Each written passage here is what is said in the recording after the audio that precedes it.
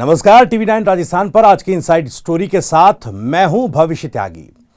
बीते दिन inside story में हमने आपको बताया था कि इस बार राजस्थान में कांग्रेस पार्टी लोकसभा चुनावों को लेकर नई रणनीति पर काम कर रही है और जिस तरह से विधानसभा के चुनावों में बीजेपी ने कई सांसदों को चुनावी मैदान में उतारा और उसी तर्ज पर कांग्रेस पार्टी भी अब बड़े चेहरों, सीनियर नेताओं और विधायकों को चुनावी मैदान में, लोकसभा के चुनावी मैदान में उतारने की तैयारी कर रही है। ये बात की जानकारी हम आप तक कल ही पहुंचा चुके हैं, लेकिन कांग्रेस पार्टी में बैठकों का दौर शुरू हो चुका है। मैराथन बैठकें हो रही हैं और कल जो कि स्क्रीनिंग कमेटी की कांग्रेस की बैठक हुई थी, आज इलेक्शन कमेटी की बैठक थी और इस बैठक से एक बड़ी जानकारी निकलकर सामने आई है। हालांकि इसके बाद कोऑर्डिनेशन कमेटी की बैठक भी होनी है, लेकिन आपको अपडेट में बता दूं, कुछ नाम सामने आए हैं कि किन किन नेताओं को लोकसभा के दंगल में, उस रण में उतारा जा सकता है। कौन से ऐसे बड़े चेहरे हैं, सीनियर नेता हैं जो फिलहाल मौजूदा वक्त में विधायक हैं और उन पर दांव कांग्रेस पार्टी चल सकती है।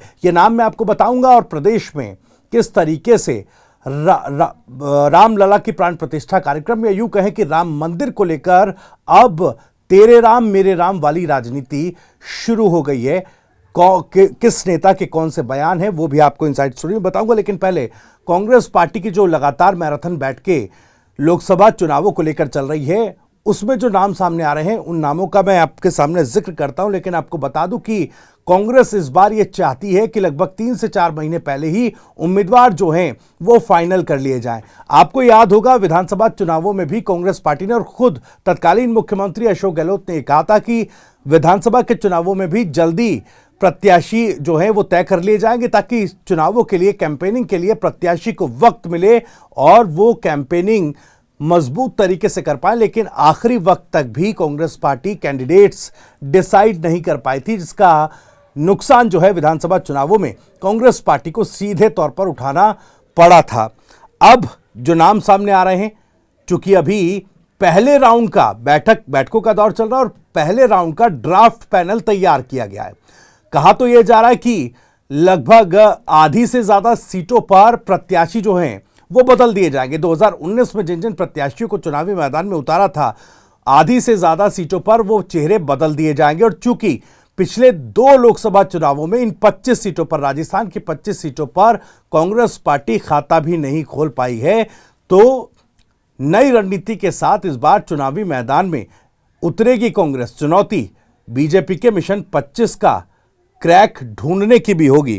खैर, बैठक में किन किन नामों पर, किन किन लोकसभा क्षेत्रों में किन किन बड़े चेहरों को उतारने की चर्चा अभी चल रही है वो आपको बता देते हैं। देखिए, श्रीनगर से जो नाम सामने आया है, सोहन नायक को लोकसभा में कैंडिडेट के तौर पर उतारा जा सकता है। चुरू की बात की जाए तो नरेंद्र बुढ़ानिया साहब विधायक हैं और पूर्व नेता प्रतिपक्ष राजेंद्र राठौर को चुनाव हराया है। हालांकि चुरू विधानसभा से न उतार करके बीजेपी ने पूर्व नेता प्रतिपक्ष राजेंद्र राठौर को तारानगर विधानसभा सीट से उतारा था, लेकिन उनकी वहां पर हार हुई है।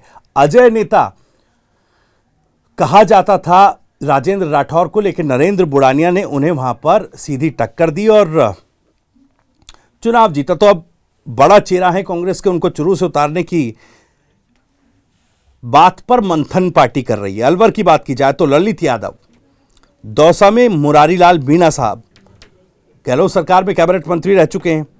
बाड़मेर की बात की जाए तो हरीश चौधरी साहब को बाड़मेर जैसलमेर लोकसभा सीट से चुनावी मैदान में उतारा जा सकता है। नागौर की बात की जाए तो हरेंद्र मिर्धा साहब नागौर सीट से विधानसभा चुनाव ज्योति मिर्धा को हराया उन्होंने और इस बार उन पर भी दांव पार्टी खेल सकती है। डूंगरपुर बांसवाड़ा की बात की जाए तो यहां से महेंद्रजीत सिंह मालवीय। कोटा की बात की जाए तो शांति धारीवाल साहब कोटा से विधानसभा चुनावों में जीत दर्ज की, लेकिन पार्टी जिस तरीके से इस बार प्लानिंग कर रही है, इनको भी लोकसभा चुनावों में उतारा जा सकता है। भीलवाड़ा की बात की जाए तो अशोक चांदना मंत्री रह चुके हैं, गहलोत सरकार में विधायक हैं, युवा चेहरे हैं और बड़े नेता के तौर पर, बड़े गुजर नेता के तौर पर पहचान रखते हैं। इनको भी लोकसभा चुनाव में पार्टी उतार सकती है। जालौर से रतन देवासी साहब, इनको भी चुनावी मैदान में उतारा जा सकता है। टोंक की बात की जाए हरीश मीणा साहब को, हालांकि टोंक से सचिन पायलट साहब का भी नाम चल रहा है, लेकिन सवाई माधोपुर का अगर जिक्र किया जाए तो यहां से हरीश मीणा साहब को टिकट दिया जा सकता है। अजमेर से विकास चौधरी साहब और जयपुर की अगर बात की जाए तो रफीक खान का नाम भी चल रहा है, क्योंकि कम से कम एक सीट पर कांग्रेस पार्टी राजस्थान में अल्पसंख्यक समाज से, यूं कहें कि मुस्लिम समाज से प्रत्याशी उतारती आई है। तो अभी 2-3 सीटों पर मुस्लिम दावेदार जो हैं वो अपनी दावेदारी ठोक रहे हैं, लेकिन जयपुर से कहीं ना कहीं रफीक खान को उतारा जा सकता है। तो ये वो नाम है। पहला जो एक ड्राफ्ट पैनल तैयार किया गया है उसमें इन नामों पर मंथन चल रहा है, लेकिन अभी कितने नाम फाइनल होंगे आने वाले वक्त में तय होगा। लेकिन जैसा मैंने पहले कहा कि बीजेपी ने जो रणनीति विधानसभा चुनावों में अपनाई थी और कई विधायकों को, माफ कीजिएगा, कई सांसदों को विधानसभा का चुनाव लड़वाया, अब कांग्रेस पार्टी भी यही चाहती है। हालांकि कांग्रेस पार्टी के भीतर एक वर्ग ये भी है कि केवल विन एबिलिटी के आधार पर लोकसभा में जो है टिकट वितरण किया जाए, सीनियर नेताओं को न दे करके केवल विन एबिलिटी को आधार बनाया जाए। लेकिन एक वर्ग लगातार ये कह रहा है कि अगर मजबूत कैंडिडेट, सीनियर नेता, बड़े चेहरे उतारे जाएंगे तो जो कमजोर सीटें हैं वहां पर कांग्रेस को फोकस करने के लिए थोड़ा सा और समय मिल जाएगा, चूंकि निश्चिंतता होगी इन बड़ी सीटों पर। और इससे पहले जैसे हमने आपको कल भी बताया था कि लगभग 6 सीटें ऐसी हैं जहां पर एसटी वर्ग को साधने की कोशिश पार्टी कर रही है। और टीकाराम जूली साहब, जिनको अभी नेता प्रतिपक्ष बनाकर एक दांव इस वर्ग पर भी बड़ा खेल दिया है, तो उन 6 सीटों को भी साधने की कोशिश कांग्रेस पार्टी करती नजर आएगी। खैर, अब ये नाम जो है वो सामने आए हैं, इन पर मुहर लगेगी, इन पर इनकी दावेदारी कितनी मजबूत होगी आपको बताएंगे। लेकिन दूसरी तरफ राजस्थान में राम मंदिर को लेकर, अयोध्या को लेकर तेरे राम मेरे राम वाली राजनीति हावी होने लगी है। अब देखिए, पूर्व की गहलोत सरकार में मंत्री रहे प्रताप सिंह खाचरियावास लगातार भगवान राम को लेकर, राम मंदिर को लेकर बयान देते आते हैं। वो लगातार ये बात कहते हैं कि कांग्रेस पार्टी राम भक्त है। एक बार फिर से उन्होंने इसी बात को दोहराया है, लेकिन एक बड़ा आरोप बीजेपी पर लगा दिया। प्रताप सिंह खाचरियावास का कहना है कि देखिए, हम तो चाहते हैं, कांग्रेस पार्टी तो चाहती है कि वो अयोध्या जाए, लेकिन 22 जनवरी तक अयोध्या पर बीजेपी ने कब्जा कर लिया है।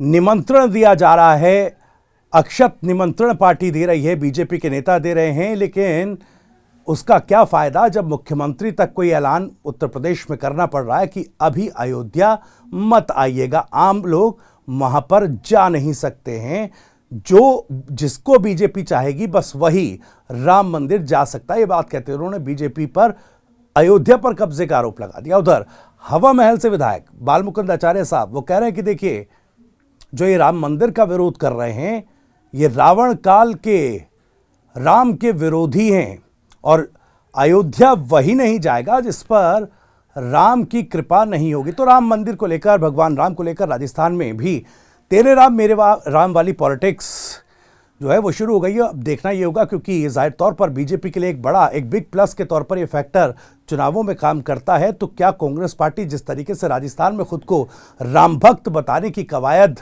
में लगी है, तो उस नैरेटिव को कितना क्रैकडाउन कांग्रेस पार्टी कर पाएगी, ये आने वाले वक्त में तय होगा। फिलहाल इस इनसाइड स्टोरी में इतना ही। अगर आपको ये वीडियो पसंद आया हो तो वीडियो को लाइक करें, ज़्यादा से ज़्यादा शेयर करें। आप इस मामले पर कुछ कहना चाहते हैं तो कमेंट बॉक्स आपके लिए खुला हुआ है। कमेंट के जरिए आप अपनी बात, सवाल और अपनी जो राय है वो हम तक पहुंचा सकते हैं। राजस्थान से जुड़ी और भी तमाम खबरों को सबसे पहले जानने के लिए सब्सक्राइब जरूर कर लीजिए। TV9 राजस्थान। नमस्कार।